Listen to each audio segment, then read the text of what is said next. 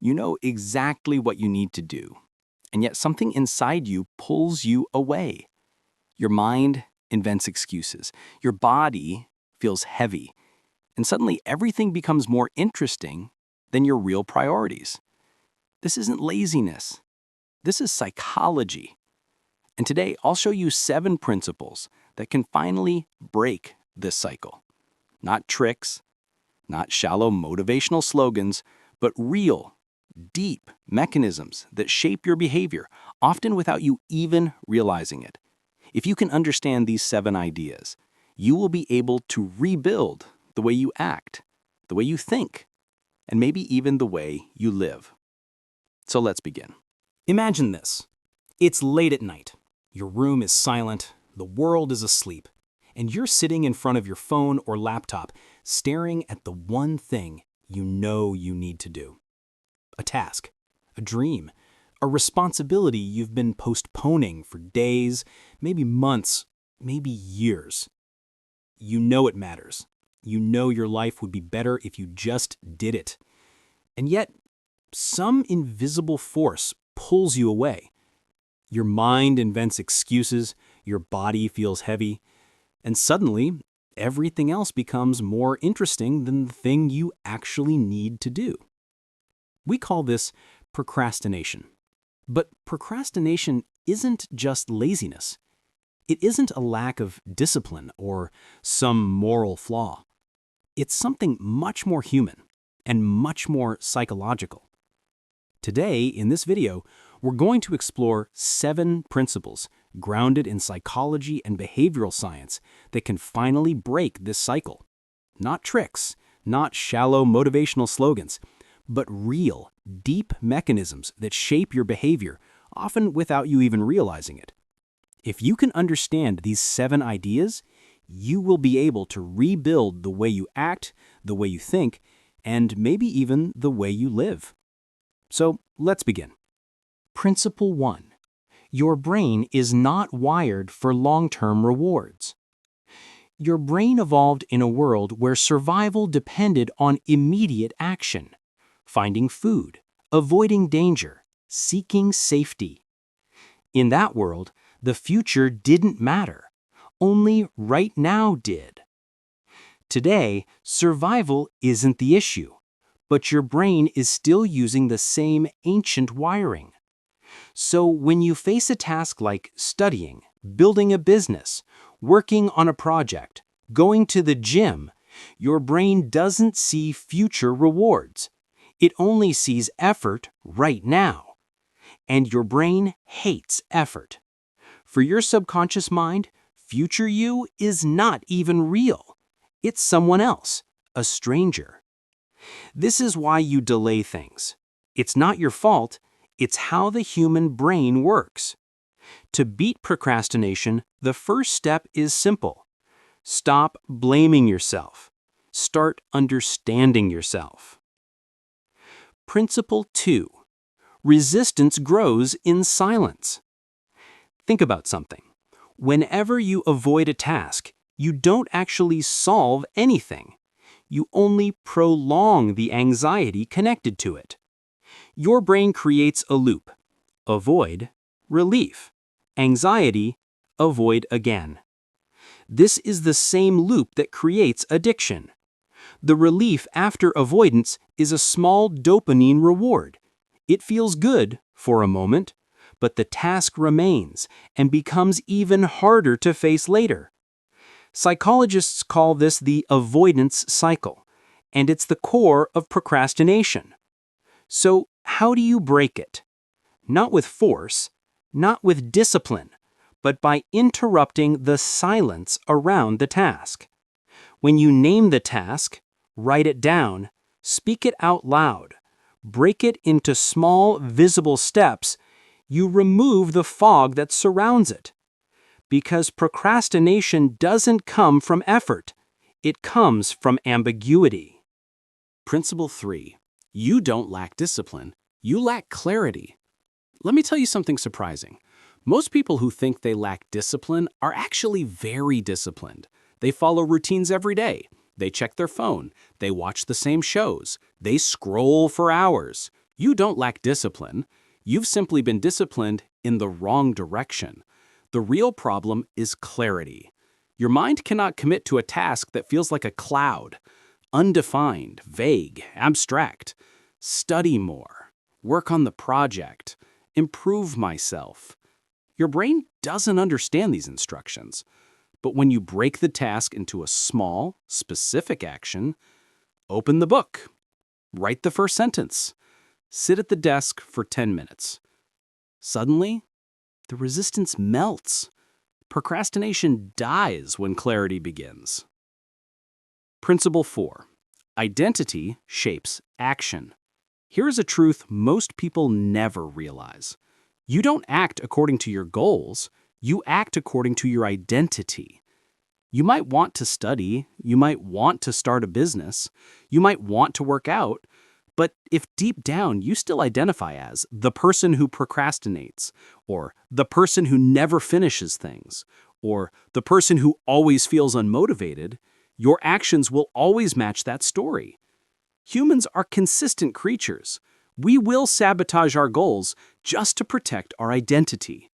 So to break procrastination, you must stop trying to achieve your way into a new identity and start acting your way into it. Small actions create identity. Identity fuels big actions. Psychologists call this self-perception theory. We believe we are what we repeatedly do. So instead of asking, "Why can't I focus?" ask, "What would a focused person do right now?" And do that. One tiny action. The identity shifts first, and the discipline follows. Principle 5. Lower the activation energy. Every task has what scientists call activation energy, the mental cost of starting. The bigger the activation energy, the more your brain resists the task. Here's the thing. Activation energy has nothing to do with the difficulty of the work. A simple task can feel impossible if the barrier to starting is high. For example, opening a blank document feels harder than writing a paragraph. Putting on your shoes feels harder than going for a walk. Opening your inbox feels harder than answering the emails. So, how do we cheat the system? By lowering the activation energy to something effortless. Not write 5 pages, but open the document. Not clean the whole room, but pick up one object. Not study for 2 hours, but sit at the desk for 5 minutes. Once you start, something interesting happens. Your brain releases dopamine not only when you finish a task, but when you make progress. Starting is the spark. Progress is the fuel. This simple shift can change your entire behavior. Principle 6. You need an environment that supports action. People often blame their mind when the real problem is their environment. Your surroundings are not neutral. They constantly pull you toward certain behaviors and away from others. A cluttered room creates mental noise. A distracting desk creates fragmented attention. Your phone, within reach, becomes a gravitational force. You don't beat procrastination through willpower, you beat it through design. Replace temptations with distance. Replace barriers to work with simplicity. Create a space that whispers focus instead of escape. Because discipline is not something you force, it's something you support. You're not weak, your environment is loud. Silence it, and action becomes natural. Principle 7. Emotion, not logic, decides your actions.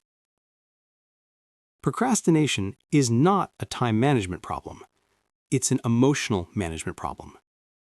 When you avoid a task, you are not avoiding the task itself. You are avoiding the emotion connected to it. Fear of failure, fear of judgment, fear of imperfection, fear of discomfort. Your logical mind might say, "This is important," but your emotional brain whispers, "It doesn't feel safe." And emotion always wins. So what's the real solution? Not forcing yourself, but changing the emotional meaning of the task. Instead of, I must do this or I'm a failure, try, I get to do this, and I will start small. Instead of, this is too big, try, this is one step, just one. Instead of, I don't feel ready, try, I only need to begin. Because the moment you change the emotional weight of a task, the resistance dissolves, and action becomes possible. The turning point, a new relationship with action. By now, you might be noticing something. Procrastination isn't solved by force, or guilt, or pushing yourself harder. It's solved by something much simpler: understanding. When you understand how your brain works, you stop fighting it and you start working with it. You begin to see that action doesn't come from pressure, but from clarity, from simplicity, from identity, from emotion, from environment, from tiny beginnings. And once you see procrastination for what it truly is, you can no longer be controlled by it. But there is one more shift, a final idea that ties everything together. The final principle. The first step is the only step that matters. You don't need motivation. You don't need a perfect plan. You don't need confidence or energy or inspiration. You only need one step. Not a big step, not a dramatic step, not a perfect step. Just the first one. Because the first step does something no other step can do. It breaks inertia. It transforms intention into action. It turns I want to into I am. It changes identity even in the smallest way. And that shift is enough to rewrite the entire story of your day, and eventually, your life. People overestimate motivation and underestimate momentum. Momentum is stronger. Momentum is sustainable. Momentum is real. Once you take the first step, the second becomes easier. The third becomes natural. And soon you are no longer fighting yourself, you are flowing with yourself. Remember the cycle we talked about earlier? Avoid, relief, anxiety, avoid again. You are about to reverse it. Begin, progress, confidence, begin again. This is the psychology of becoming unstoppable, not through force, but through alignment, through understanding, through compassion for your own mind, and through small, simple actions that create a new identity with every step you take. Look around your life for a moment. Every unfinished project, every unstarted dream, every idea you've been carrying quietly in your mind. They are not signs of failure. They are signs of potential, unlived potential, unexpressed talent, unclaimed identity. And procrastination has whispered the same lie to you over and over again. Not today. Not now. Maybe later. But the truth is much simpler. There is no later. There is only ever now. There is only this moment, this choice, this step. And whether that step is big or small doesn't matter. Because the moment you begin, even in the smallest way, you reshape the entire direction of your life. Momentum doesn't come from motivation. Clarity doesn't come from perfection. Identity doesn't come from thinking. They come from action. Simple, imperfect, human action. You don't need to feel ready. You just need to begin. The quiet truth about transformation.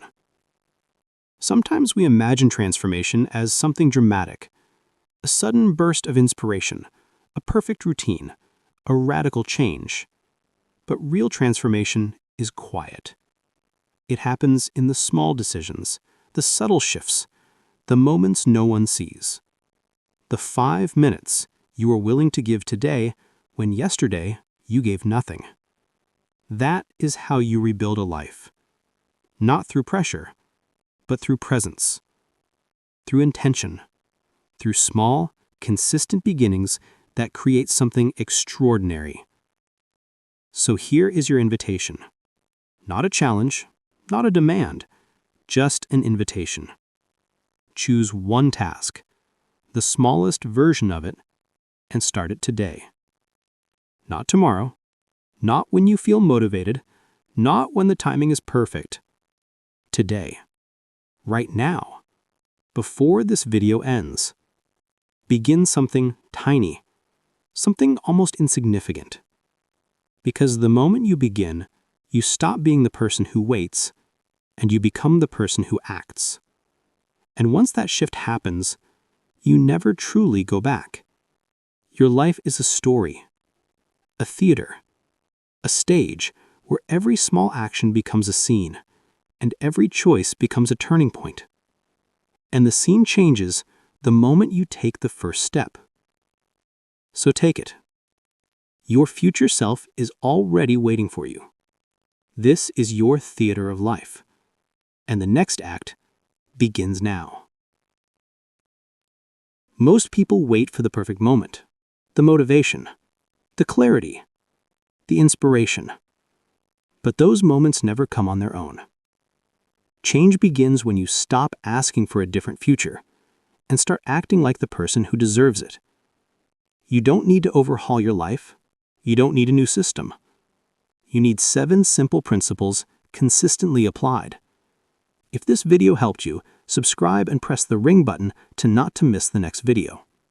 There's a lot more coming: psychology, philosophy, and the tools to rebuild your life step by step.